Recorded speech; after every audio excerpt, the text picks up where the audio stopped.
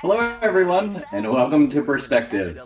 It's Edmentum's virtual event series where we gather educators from across the country to talk about topics that are top of mind for all of you right now. So today, we're going to talk about durable skills and how they impact the future of work for all students, including ways that some students are already working alongside businesses to develop these skills. My name is Jason Mitchell, and I'll be your host today. I'm the Vice President of Advocacy Leadership here at Edmentum, and our team helps to identify innovative educators and promising practices. And we give these leaders a platform to share their strategies, their ideas, their insights, their expertise, and even some practical tips. So before we get started, I know that all of us have been on more Zooms than we ever care to imagine, but there's just a couple of quick notes that I'd want to add for this particular platform. The main one is that we would encourage you to use the chat to get to know one another. And then you can use that little Q&A box at the bottom of your screen to submit questions to our panelists. And I'm going to try and get to as many of those questions as I can today. You're also going to see a few poll questions pop up as we go through today's session. So if you have the opportunity, please answer those. And then it helps our panelists and us get a feel for who's on the call, what's important to you, and what lens that you look through. So let's get to it. I'm going to actually start the whole conversation with a poll question so that we can get a good sense of where you are when it comes to teaching durable skills in your school systems. So if you'll take just a minute and answer the poll question, we'll figure out exactly what statements best represent you. So those statements could be everything from durable skills are essential to every part of our course. Durable skills are an essential part of select courses, or maybe even that it's just introduced by some teachers in some courses, or it could be that durable skills are not a priority at all in the school or the district. So I'm going to let our audience keep answering those. While you're doing that, I want to talk a little bit more about the importance of our topic today. So preparing students, and I think of every student for the workforce, is one of the future requirements that we have as educators. We need to equip our students with the right skills for the jobs of today and for tomorrow. When we think about a skilled workforce and the jobs that are in that workforce and what it demands of our students, there's these common competencies that have come up in K-12 space. And our goal is to make sure that we have a broad set of labor pools and learners that will ultimately find success later on after they leave our care and when they're moving into the careers and their communities. So our panel today, they have seen that durable skills are essential. And it's interesting because those skills are essential regardless of educational attainment level, regardless of industry, even geography. So let's take a look at the poll and see how you all felt about this topic. All right, let me see right here. I'm gonna have to get my bionic eyes to read this. So it looks like there's pretty even, or not an even, there's an uneven distribution that nobody answered that they're not a priority. A little more than 50% answered that they may be introduced in some way. It depends on the teacher. And then a third of you said it was either a top priority or something that you're really focused on. So no surprises there. I think just by virtue of everybody attending that it's probably representative of a group that's not included in your school systems. But that leads me to this next part. And I am super excited to introduce you to today's panelist. All right, hold on a second. There we go. They're each going to bring deep expertise and passion to our topic, which is the future of work. And as we begin, I'd love to invite each of them to share how their mission and their work contributes to this super valuable conversation. So first up, we've got Tim Taylor. He is the co-founder and president of America Succeeds. And for those of you in our audience who may not be familiar with this organization, Tim, tell us a little bit about America Succeeds. What is it? What's the mission? And how do you all do that? Yeah, hello everybody. Thanks for including me today. We're thrilled to be here. This is a topic near and dear to our hearts, one of our largest initiatives as an organization. We're a Denver-based national nonprofit organization that works at the intersection of business and education. So we work quite a bit with business leaders, which we refer to as the demand side of the equation. These are the end users of the students that are coming out of systems across the country. And we try to influence and try to help the education side, the supply side of the equation, embed the types of things that we believe are really important for students to be able to leave the education system, be able to compete in a global economy, and contribute to their local community. Super interesting. My undergrad is in economics, so when you talk about supply and demand, you're talking my language there. It's near and dear to my heart. So, well, Tim, thanks for joining us today. Our next panelist is Tom Burton. So Tom's the superintendent of Princeton City Schools, and it's located just outside of Cincinnati, Ohio. And it's interesting, in our conversations with him, Tom lives out this Princeton system mission that says to empower each student for college, career, and life success. So welcome, Tom. Tell us a little bit about your school system, the students that you serve, and maybe even some of the initiatives that you spearheaded. Sure. Well, first and foremost, really appreciate being here. This is a great topic, and a topic, unfortunately, that a lot of my colleagues and across the country, we don't talk about this enough. And I love the fact it's durable skills. So it wasn't too long ago where I was sitting with Tricia Roddy, our director of communication, and we were talking a little bit about what can we do more for students? And then we started talking about this big business community partnership breakfast we had coming up. And so we had 38 businesses there, business community partners. And it was a shame that that's all we had was 38. We have a big district located just outside of Cincinnati, as you mentioned, and routinely seen as one of the most, if not the most, diverse school district in the state of Ohio. And we're in kind of this mecca of manufacturing, advanced manufacturing. There's big GE Aviation is in our district. So there's a lot of, support businesses that are right around there. So I felt like 38, we have to get way more than that. And we did. So currently, 4+ years later, we have 508 business partners that are authentically involved in a variety of ways. Some, like Kroger Next Gen Academy, we actually built that for Kroger, and really excited about that, and so many other aspects. But the reason why I love durable skills is because when I meet with CEOs, and I meet with a lot of them, and big name people, Fortune 500 CEOs, when they talk to them about what they need, not what we need as a school, but what we can do for the businesses, the number one thing I hear is we need people that have soft skills. And I asked, well, explain what soft skills are. And they say, soft skills, Tom, it's like collaboration, communication, being able to work together as a team. I said, so skills that actually can get you hired. Oh, absolutely. I said, well, if they're that important that they're going to get you hired, I imagine they're that important they could get you fired.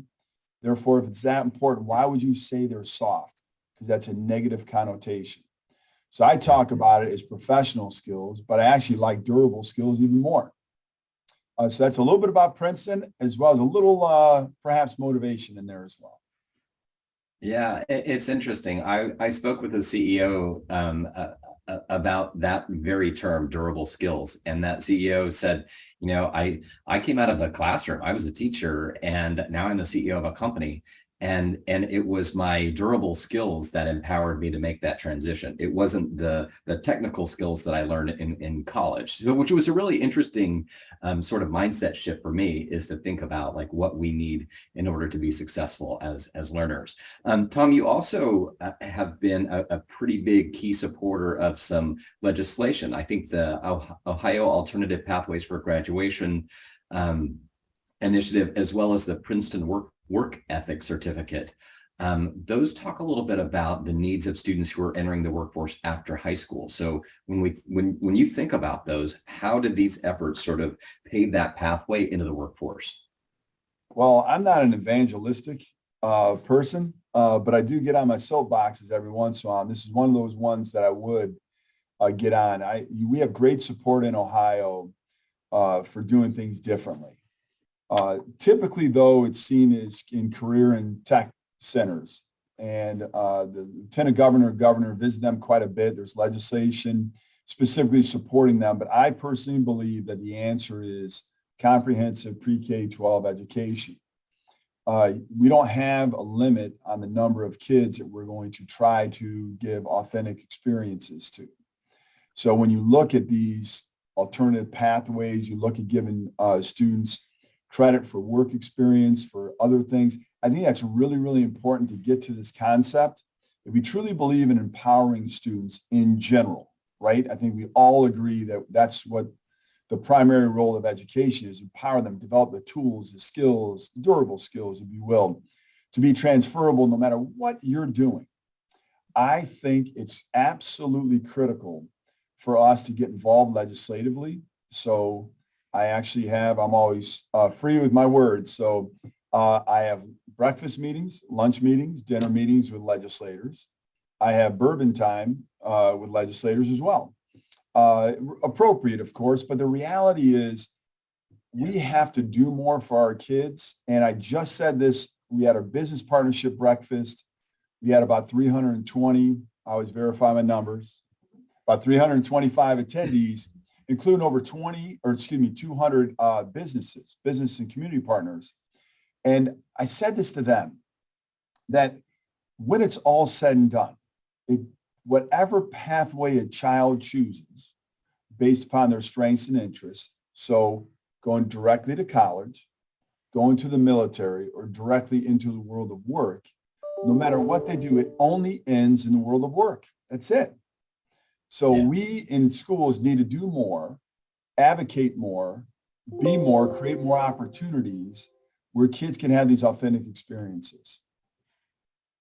Fantastic. As part of the leadership advocacy team, we appreciate exactly what you're doing in that capacity. Thank you. So today we also have Dr. Mary Cooke. So Mary is the Director of Curriculum, Assessment, and Grants for the Harvard Community Schools, Unit 50 in McHenry County, Illinois. So Mary, tell us a little bit about the district that you support and the students who walk through your hallways.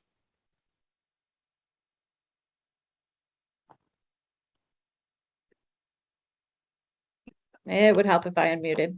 So thank you for having me today. I'm really excited to be here and share our story with you. We are a fairly rural school district. We cover about 160 miles, and we're located 7 miles from the Wisconsin border. We have 5 schools in our district. We serve pre-K through 12 in our district, and we have about 2,800 students, give or take.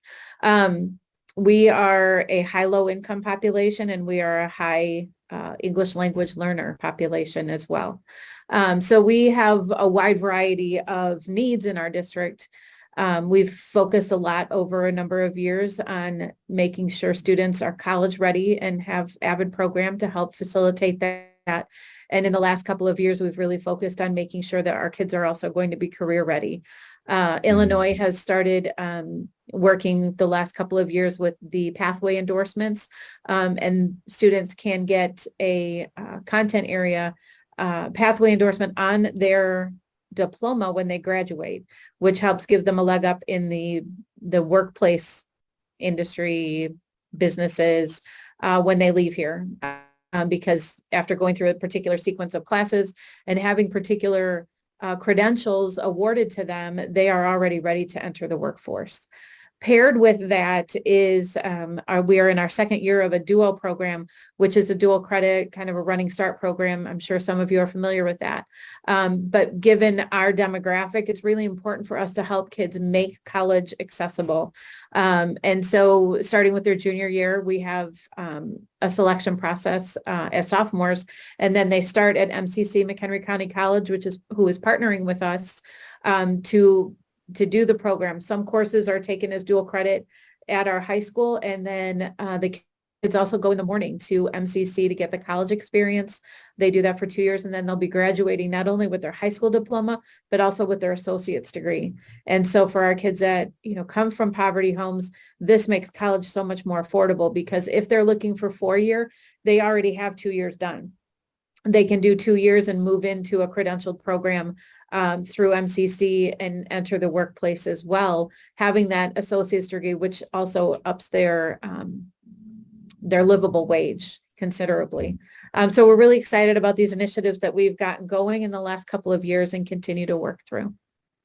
Well, that's amazing. It's so interesting. Like we've just started this conversation and I'm already just, inspired and interested in everything that we've talked about so far. And especially when we think about ensuring student success. Let me launch another poll real fast and get some insight into the audience. And what I want to do is see which response really sort of reflects your level of agreement with the following statement. So it's our public schools, like what is their role and how has that expectation changed over time? So must they prepare every student to succeed in a competitive global economy? Do you strongly agree, disagree, or even strongly disagree? I'm going to give you all a minute to kind of walk through that. All right, let's see.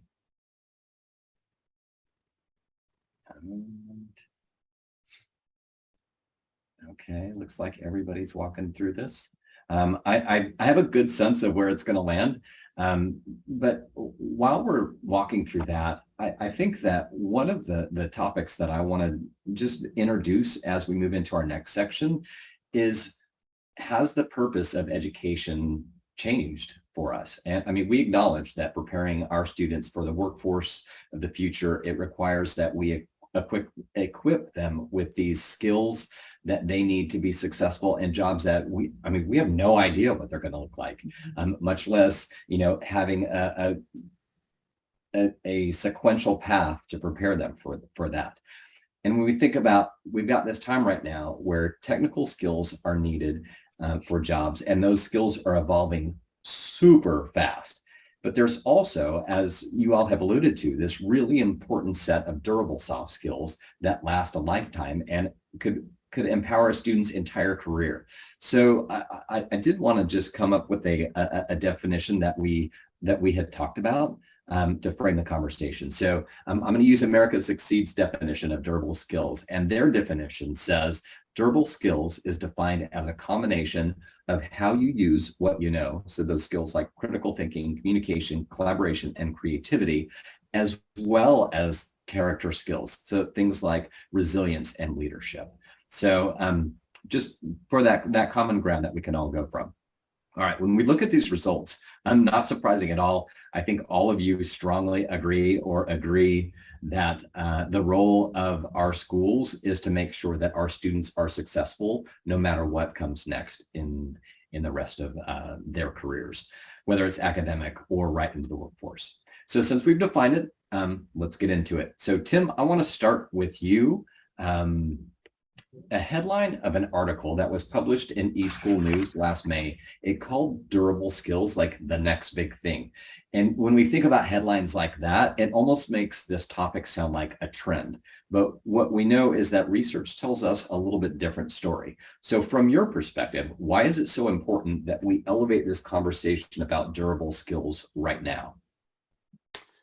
Yeah, I love the framing of the purpose of education having shifted a little bit. I think that while the reading, writing, and arithmetic are core, and we don't want to get away from those skills being so fundamentally important, the high skill, high wage jobs of the future are going to require kids to problem solve. Education systems tend to give the kids all the information they'll ever need to solve the problem they're being asked to solve. That is not going to be what happens to them. They need these critical thinking skills. They need to be able to differentiate good information from bad.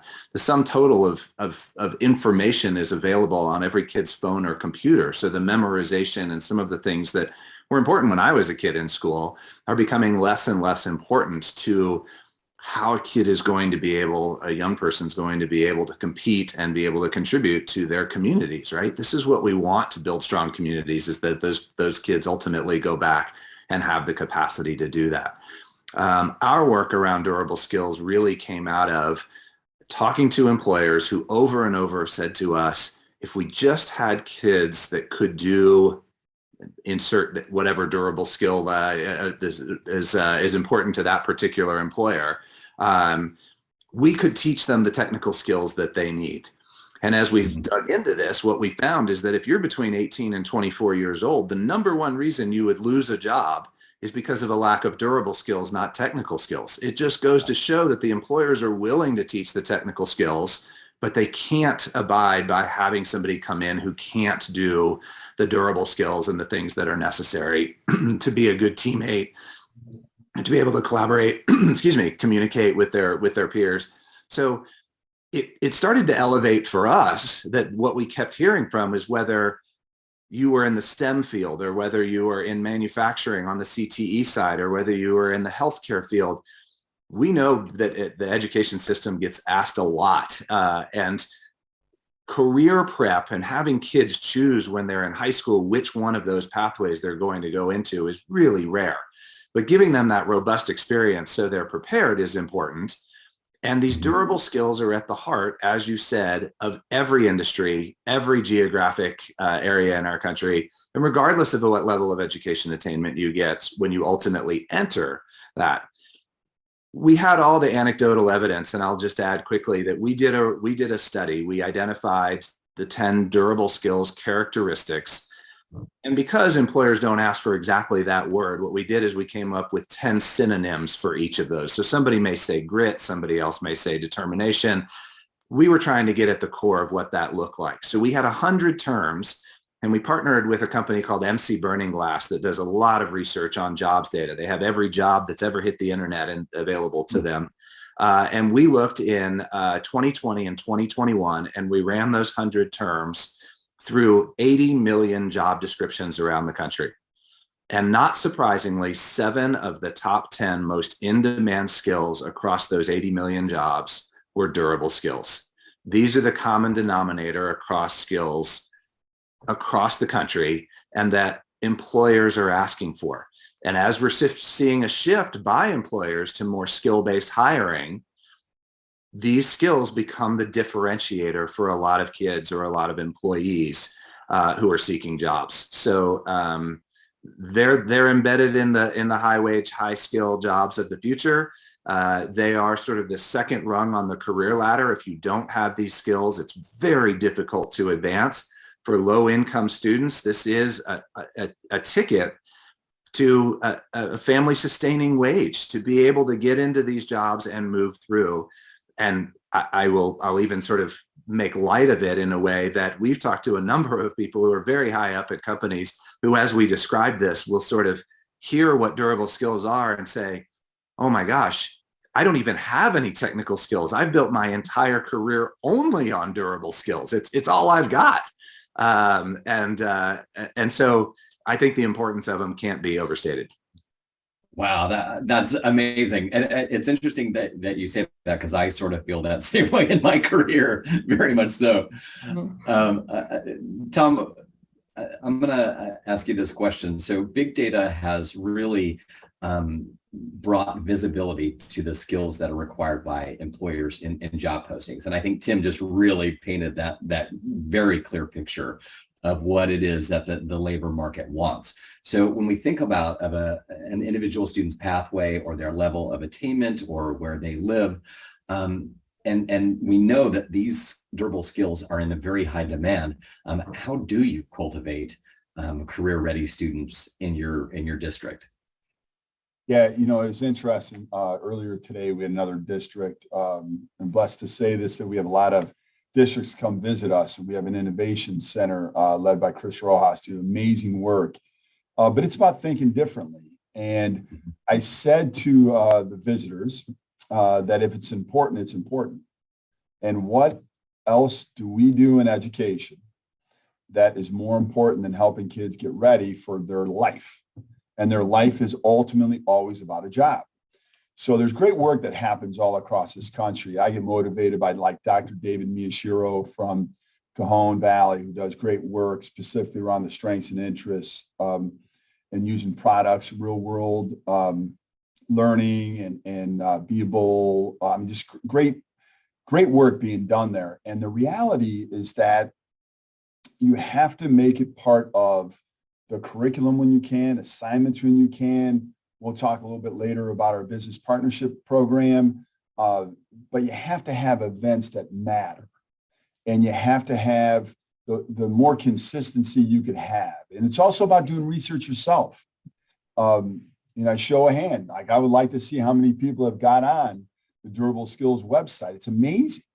It's amazing. And you know, when you think about this concept of how do we work in a complex situation like a school, or complex organization like a school district with multiple unfunded mandates and mandates that may be sort of funded and all that stuff, and now say this is what we need to do. And it's a different way of thinking, and doing like deep embedded work is really important. But if you look at the wheel, if you will, every school district can point to so many of those skills that are there, and specifically so if you look at like leadership, for instance, in fact, I'm going to pull it up right now. So you look at leadership. So we in schools all the time, we have like thought leadership. So we believe that student voice matters. So having events that could bring that out, leadership development. So we do captain's luncheons and we do other things. We have leadership programs. All those things are really, really critical. The advocacy piece, and you look at mentorship. Well, that's all over the place in schools. So I think part of it is like the understanding, and it's the terminology, it's consistency of verbiage. So like we're going to talk about durable skills. We talk about professional skills almost every single day. But I like the durable skills specifically because like we do things with mindfulness. But that is not in, if you look at SHRM's work, right, they have 5 different tenets. Now we added a 6th that we talk about with our work ethic program, which again, I'll talk about later. But the reality is you have to be intentional with the work. It's so important. You have to make it important, right? By providing time, space, opportunities for students. I think all of those are really relevant, and it's something that we could do not just today, we could do it tomorrow by, again, being intentional and talking specifically to students about it. So how has that impacted your students? Oh, it's been unbelievable. In fact, we just had, I think it was last Wednesday, we had our business advisory meeting, our work ethic advisory meeting. So again, this work ethic certificate that we've developed, we have an advisory council of businesses. It's a brilliant idea. I mean, we routinely say, right, Mrs. Roddy, we routinely say how smart we are. Just kidding. So we learned. So all these great advisory meetings, we have all this stuff. Now, one time did we think about bringing a kid? Not one time. And student voice is critical. We could point to all these things that we do, but we never brought a kid. But we did this last time. Listen to what this young man said. Mark Lopez, I'll never forget it. We were talking about how so many businesses are struggling finding employees. Not only just finding employees, but durable employees, right? That can make it, that want to make it, so forth. He said, you know, I just left a job making $18 an hour to go work someplace to make $14 an hour. Everybody was stunned, right? He says, you know what, you businesses, you always lead with money. You should lead with culture. Talk about the culture. I'm losing $4 an hour because I moved to a place where the culture is just unbelievable, where I'm going to learn, where I'm going to feel valued, where there's upside potential. And I tell you what, everybody, it was like, I'm so old. There's that old commercial, right? When E.F. Hutton talks, everybody listens. That's what it was with Mark Lopez. It was brilliant. So I think that it has had an immediate impact in general on our population because we have, 60 to 80 students every breakfast that we have that come through the doors that meet with businesses. It has had major impact with our business program in our school. We've actually had to hire another teacher because there's such big demand. So the durable skill conversation is absolutely critical. And, we've seen actually major work. Excellent. Thank you for sharing that. And I mean, we always want to think about the impact that we're having on our students. I mean, they're our ultimate reason that we're doing all of this work. And so I appreciate you sharing that direct impact for a student. And I can see a few questions in the Q&A box, so keep them coming. We're going to get to them. Those are great questions.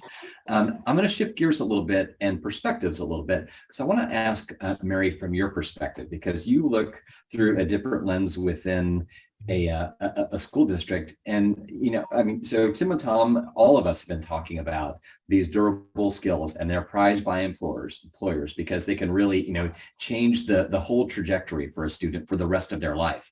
But when it comes into the school system, it can be sort of easily overlooked in our institutions that prepare students for this future. And part of that is because when we're talking about durable skills or soft skills, as somebody had referred to them earlier, they're often they're intangible and they're hard to describe and they're hard to measure. So just talk a little bit about why maybe those skills haven't been prioritized in the past, and what does it look like in your school system from your perspective when you look at curriculum and assessment?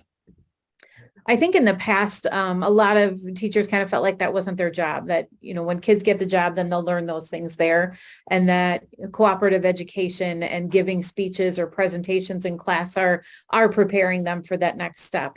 But one of the things, and this may allude to one of the questions that I saw pop up in the chat, one of the things that we learned from the pandemic, because in our district, obviously we shut down the fourth quarter of 20. And when we came back remotely for 3/4 of the 2021 school year. And not a whole lot of kids came back for that fourth quarter of 2021. So our kids were out of school for 5 quarters across the board. And what we found when they were coming back last year is their communication skills had diminished so greatly because all of their communication with their teacher, with their classmates, with their friends, was all electronic. They're texting their friends all day long. They're on Zoom for their classes. And so bringing them back into a building to go back to interpersonal communication. And when you think about customer service and communication, those are the number 2 things that are showing up on that list. And thinking about customer service, yes, you're not serving the students and the other kids that are in the classroom with you, but you are. They're your audience at that point in time. So this year, teachers have started at the high school level looking at pulling some of those things in. And we're in the process of moving to more standards-based grading and pulling academic behaviors out of the grade. So you're not being graded because you turned in your homework late or your presentation was late or any of those kinds of things, and looking at that academic behavior and tying that to employability skills, to durable skills. And how do we create that so that they're a focus of what we're doing, but they're graded and looked at differently. We focus on the academics for the grades, but we also pair that to be a piece of it as we move forward. We have in McHenry County, the high schools in the district or in the county participate in the McHenry County Co-op for Employment Education. And it's a great regularly monthly meeting where we can talk about what's going on in each other's districts and work together as far as moving along the pathway endorsements in content and curricular areas for jobs going forward. We talk about how are you pulling these essential skills in, and they are essential because our kids have really lost some of those abilities to communicate as they need to be able to do so in an employment setting. So when you think about sort of the response from your community, how have they responded to this shift? I mean, because you're sort of grading students on a little bit different things. How are we're working on it. We're not there yet. We're working on what that will look like. And we know that we're going to have to do a whole lot of marketing with our parents so they understand that. But there's always pushback. Why is our kid losing 10 points because they turned it in late? Why are they, should they be penalized from an A to a B just because they turned it in late? Well, should they? Shouldn't they? But if we look at that in a different way, in a cluster of skills that we're looking to promote and have students progress as they move through the junior high and the high school, hopefully that will be one of those things that helps our kids have more of a focus on those skills and incorporate those more into the classroom. So I'd asked Tom a little bit about the impact on the students. What do you see? What impact is this having on the students in your system?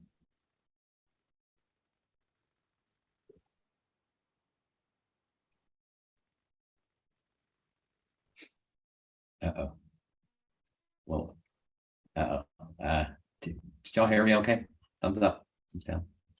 Yeah. Okay. All right. Mary, we'll come back to you on that. I'm going to shift gears and launch I'm another sorry. I poll thought you question. addressed that to Tom to hear a different district. Oh, no, no, no. I was I'm just so saying sorry. that he had, no, it's okay. Okay. Tom had talked a little bit about his students. I was going to see about your students, like how have your students been impacted by this sort of this shift? It's coming more to our students. We're not quite there yet in terms of our work with developing the pathways and incorporating the skill instruction into the classes. Those are parts that we're working on. So it hasn't really impacted them yet. We haven't changed our grading. We haven't done those things, but they are parts of this change that we're working on. Teacher, like I said, with the customer service ID and just in the inter-student relationships that they have in class, how they address each other, how they talk to each other. Getting back to personal communication rather than electronic communication is a shift for them because they've had a year and a half of very electronic, non-personal communication. And it's a skill that needs to come back. And that's starting, like I said, junior high up to high school, working towards that. We've talked about having a summer boot camp that focuses on employability skills and pulling those durable skills into it as we work into our pathways. Is that a component that we'll have with our program moving forward so that there is explicit instruction on those durable and even some of the soft skills as well to prepare them for workplace experiences and career development experiences?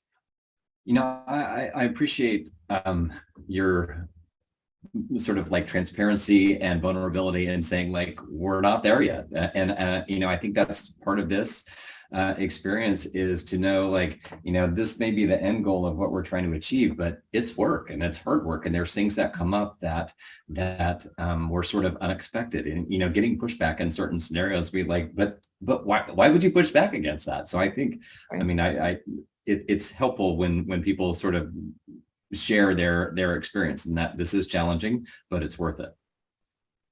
It definitely is. And it'll be good for the kids going forward. Absolutely. So well, good deal. Well, tell you what, I'm going to launch another poll. Let's see if I can do it right as we sort of transition to the next topic. We're going to ask a little bit about what best reflects your level of agreement with the following statement. So is it imperative for students to develop durable skills within the K-12 education system? All right. And based on the last poll, I'm going to bet that I can predict what the answer is going to be on there. So when we think about this, as y'all are answering this, one of the things that was really interesting, and this sort of talks to one of the questions that people brought up about the changes of the pandemic. So in the early days of the pandemic, we saw that workers left the workforce for a variety of reasons. Mm-hmm. And as workers are coming back, as they're returning, businesses are really feeling sort of the impact of that talent. And I think Mary did a really good job of talking about, you know, what that looks like in the educational system when they came back in the classrooms and how is that different. But as we saw surveys for employers, we also see that impact there. So in 2021, the Manpower Group survey found that 69% of businesses were struggling to find talent in 2021. That same study in 2015 showed that only 38% of businesses reported that same challenge. And Cheryl Oldham, she's the Senior Vice President of Education and Workforce at the U.S. Chamber of Commerce. She says collective action around durable skills is one way to ensure that Americans have the right skills for the jobs of today and tomorrow, and that the economy has the skilled workforce that it needs to grow. So let's check our poll and see how what you all thought about this. So overwhelmingly, 82% strongly agreed that it is the imperative that students learn these within the K-12 system. So thanks for sharing your insight on that. Tom, at the Princeton City Schools, like you've established this really amazing program that's a partnership with your businesses. And it's, as you mentioned, it's grown from like 30 to over 500. So how has this partnership program helped you sort of like reimagine these career pathways for your students and your community? Yeah, and you know, it's funny because every week I talk specifically about what we've done in the business partnership program to school districts near and far away. And it's fascinating because it's like, it's common sense to me, right? Just so like, why wouldn't we do it? And, Voltaire, I think, lived to be 86 years old and maybe 88, something like that. He died in the late 1700s, but said common sense is not so common. And it's frustrating for me because when we look specifically at what we created, and I say we very intentionally because it's so many people that are on the ground that do so much. And I would encourage everybody, November 3rd, coming out to Princeton City Schools. Check us out. Come on, Tim, flying from Denver. Let's go. Come on, Mary. Come on in. Jason, you're invited too, November 3rd. It'll be the best hour and 15 minutes of your week, not life, week. But it was really informative early on when we talked to businesses, when we said, what is it that you need from us? And they're like, nobody ever asks that question. Usually come out, your hand out, right? Well, that's true. And that flip of the question really kind of changed the whole narrative for us. And that's where I think, everything grew exponentially.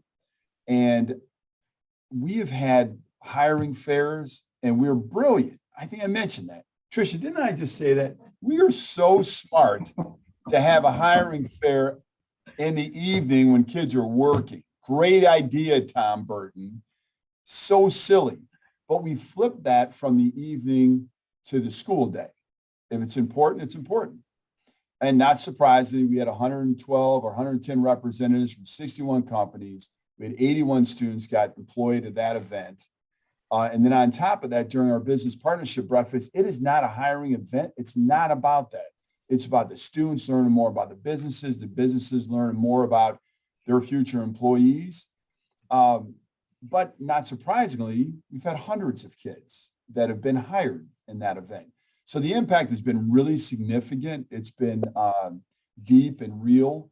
And the businesses, by and large, we'll get a lot of people that can't come.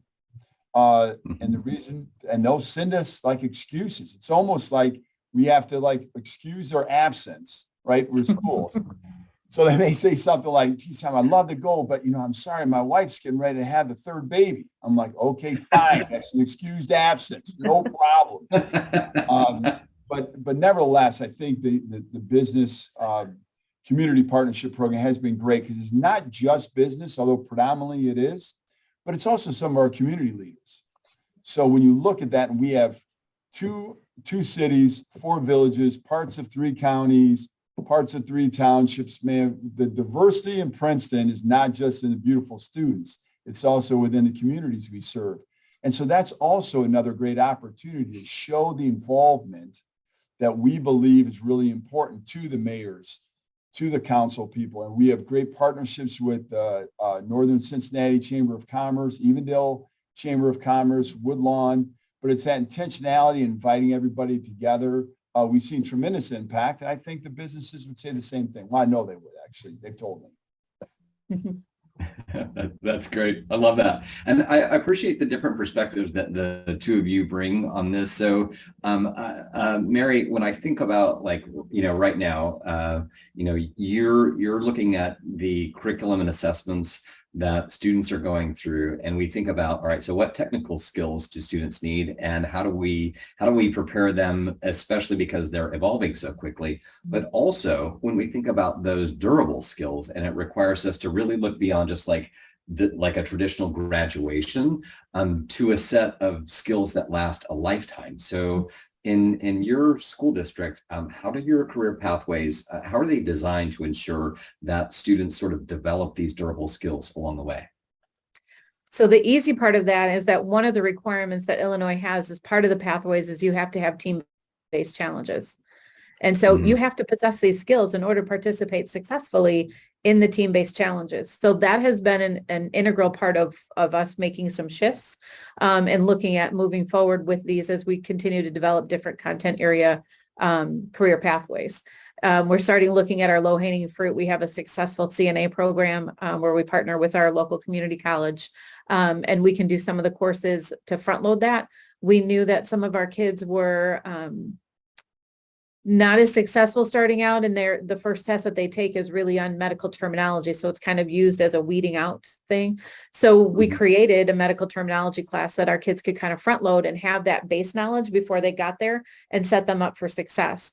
But the bigger thing is that when you get there, you have to know how to work with others, whether it's the CNA program, it's manufacturing, it's welding. Even though you're welding by yourself, you still have to work as part of a team. And so in looking at that, those team-based challenges, so Project Lead the Way, we have another CTSO in our business department, Business Professionals of America. There are different activities within there where they're able to participate in team-based challenges and really work to. They have to be communicate with each other.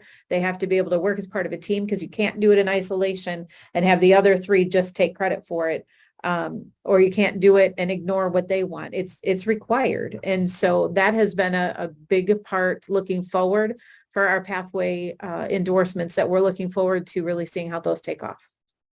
That's so smart. And you use the word intentional. All of you have actually used the word intentional. And I think about just making sure that we identify those roadblocks that our kids are going to face and start helping them jump over those hurdles.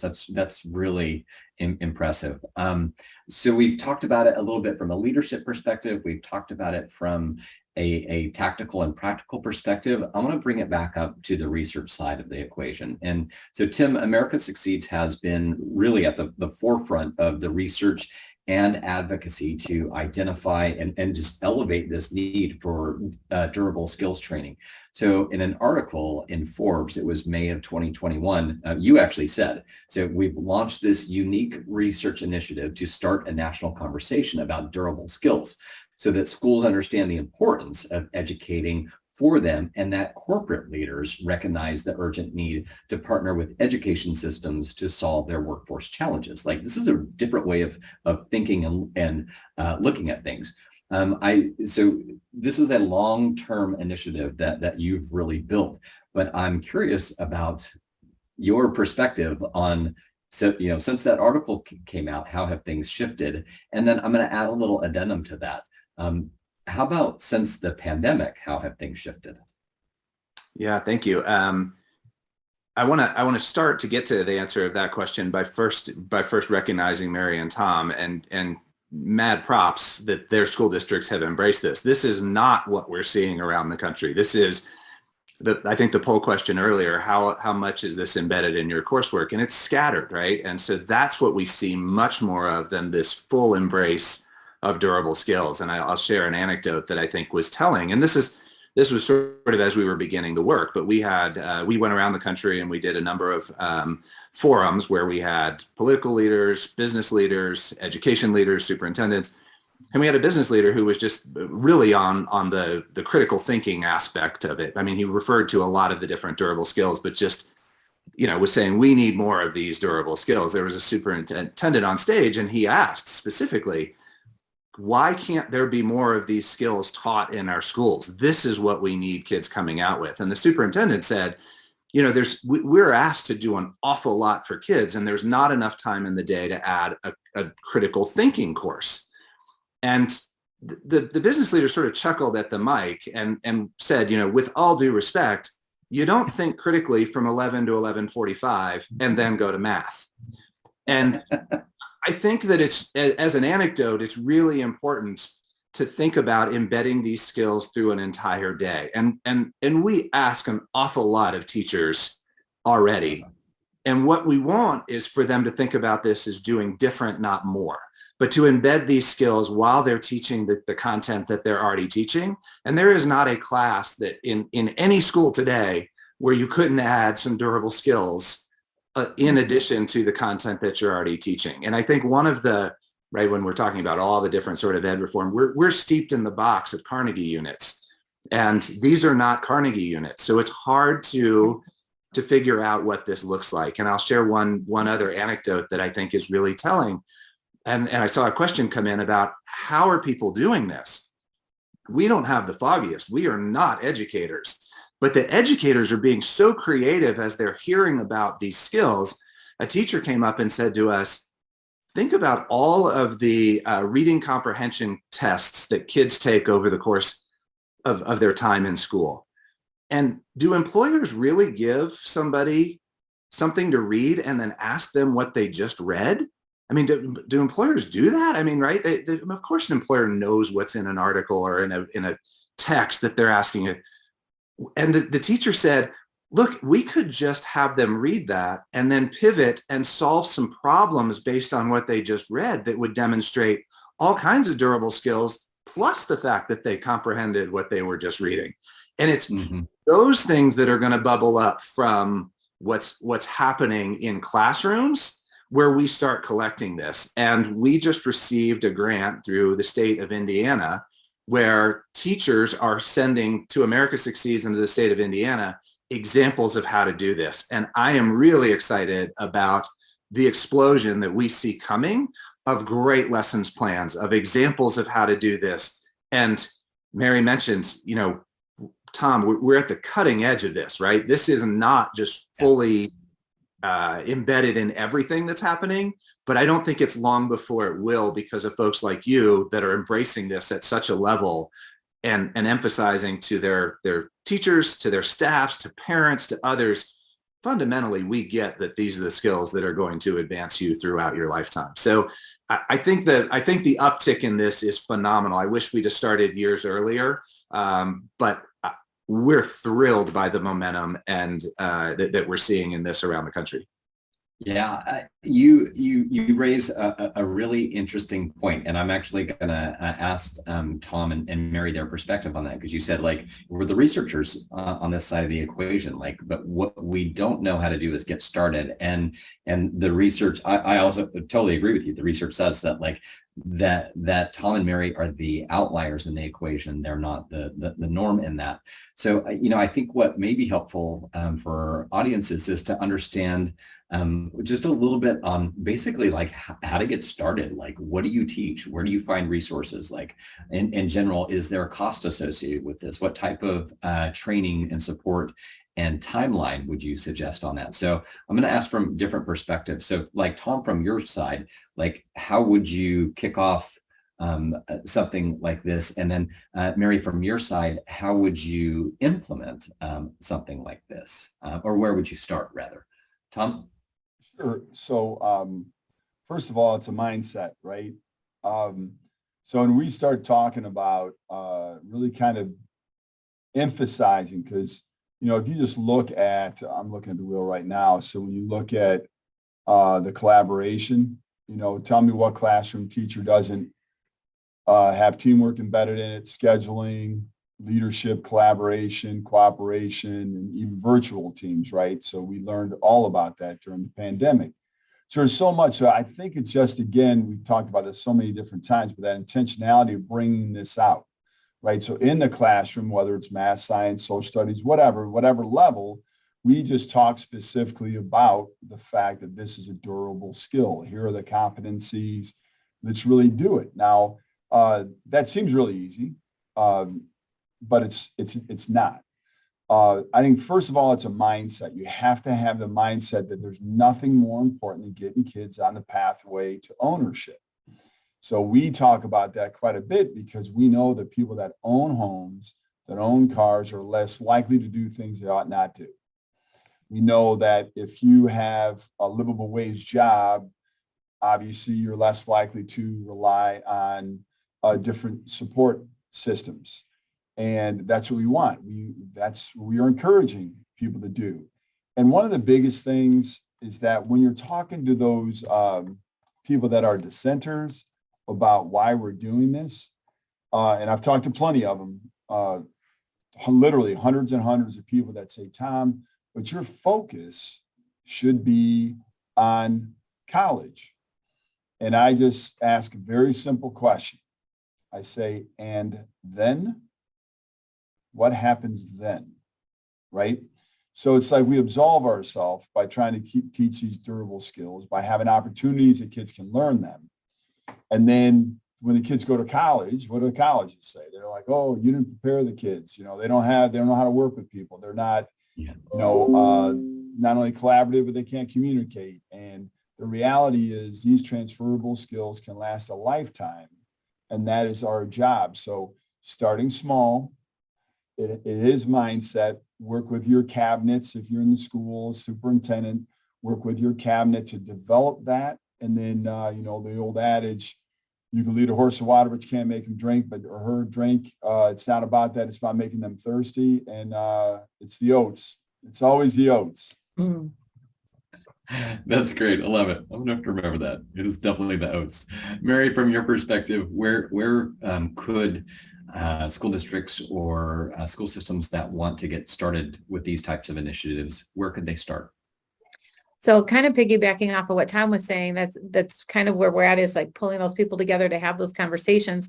What we're fortunate to have, and as being the grants person, we have several CTE grants that we have in district. And then Illinois has done a couple of additional ones in the last couple of years, CTE innovation, as well as career development experience. So because of being able to have that, we've been able to bring people to the table to talk about what does it look like if we do an employment skill boot camp?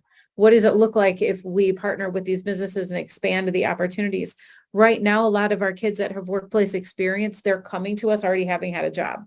And so we're giving them release time to go to work and to incorporate that as part of their coursework. What we want to do is flip that narrative so that kids have a menu of opportunities to choose from as shorter term kind of internships with businesses in the community and the surrounding communities, so that they can really kind of get a taste for it and see, before I really dig into this in terms of coursework, is this something I want to do?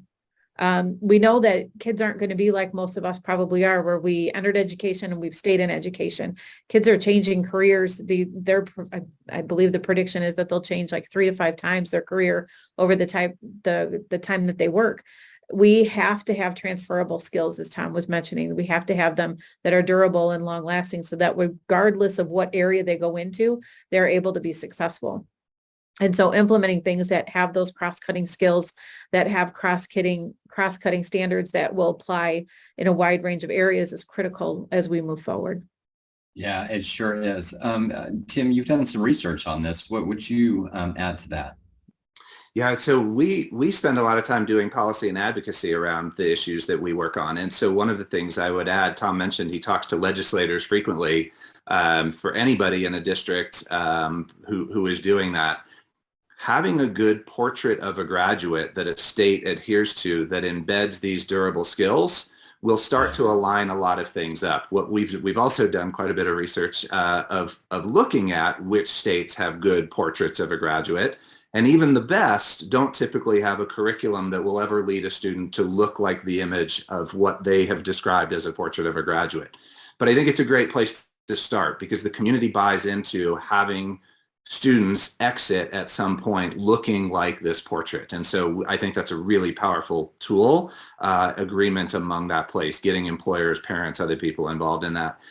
The last thing I would add for everybody on this call, one of the ways that we've just been so pleased and overwhelmed by is teachers who send us a photo of putting the durable skills wheel in their classroom and sharing with us things like, in every lesson, I ask the kids to pick one of the durable skills and embed that in the lesson in some way. The kids go up to the wheel, but it's amazing to see that wheel in a classroom, which was never really our intention, right?